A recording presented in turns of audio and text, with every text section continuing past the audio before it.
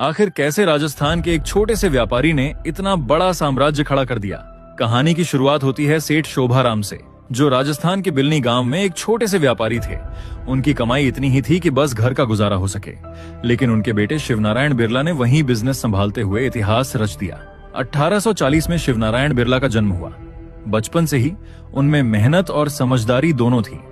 वो अपने पिता के साथ व्यापार में हाथ बढ़ाने लगे और जल्दी ही उन्हें समझ आ गया कि कॉटन यानी कपास का बिजनेस आने वाले समय में बहुत बड़ा हो सकता है।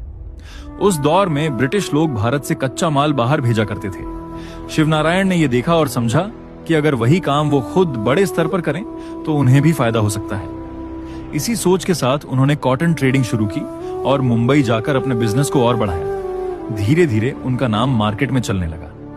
कुछ ही सालों में उन्होंने अपने ट्रेडिंग हाउस की शुरुआत की, जिसका नाम रखा शिवनारायण बलदेव दास ट्रेडिंग हाउस। बलदेव दास उनके गोद लिए हुए बेटे थे। जब शिवनारायण बूढ़े हो गए तो उन्होंने पूरा बिजनेस बलदेव दास को सौंप दिया। बलदेव दास सिर्फ बिजनेस में ही नहीं बल्कि समाज सेवा में भी बहुत आगे थे। 1917 में उन्हें उनके योगदान के लिए राव बहादुर अवार्ड मिला और 1925 में ओडिशा और बिहार की सरकार ने उन्हें राजा की उपाधि दी। बलदेव दास के 4 बेटे थे, जुगल किशोर बिरला, रामेश्वर दास बिरला, घनश्याम दास बिरला और बृजमोहन बिरला। इनमें से सबसे ज्यादा नाम कमाया जीडी बिरला और बृजमोहन बिरला ने। घनश्याम दास बिरला यानी जीडी बिरला स्कूल से निकलने के बाद कोलकाता चले गए थे। वहां उन्होंने झूठ ब्रोकर के रूप में काम शुरू किया और फिर 1919 में बिरला झूठ मैन्युफैक्चरिंग कंपनी की स्थापना की। शुरुआती दिनों में काफी मुश्किलें आईं, लेकिन उन्होंने कभी हार नहीं मानी। 1924 में उन्होंने हिंदुस्तान टाइम्स की शुरुआत की ताकि भारत की आजादी की आवाज पूरे देश तक पहुंच सके। फिर आया साल 1942, जब जीडी बिरला ने हिंदुस्तान मोटर्स की नींव रखी और उसी से बनी एम्बेसडर कार ने भारत की सड़कों पर दशकों तक राज किया।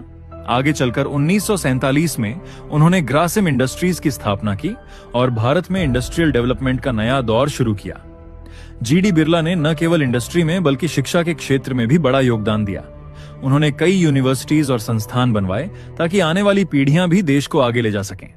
11 जून 1993 को जब जीडी बिरला का निधन हुआ, तब तक बिरला ग्रुप भारत ही नहीं बल्कि एशिया के सबसे बड़े बिजनेस एम्पायर में से एक बन चुका था। एक छोटे गांव से शुरू हुई कहानी आज भी इस बात का सबूत है कि अगर इरादा बड़ा हो तो शुरुआत चाहे कितनी भी छोटी क्यों ना हो, मंजिल एक दिन इतिहास बन ही जाती है।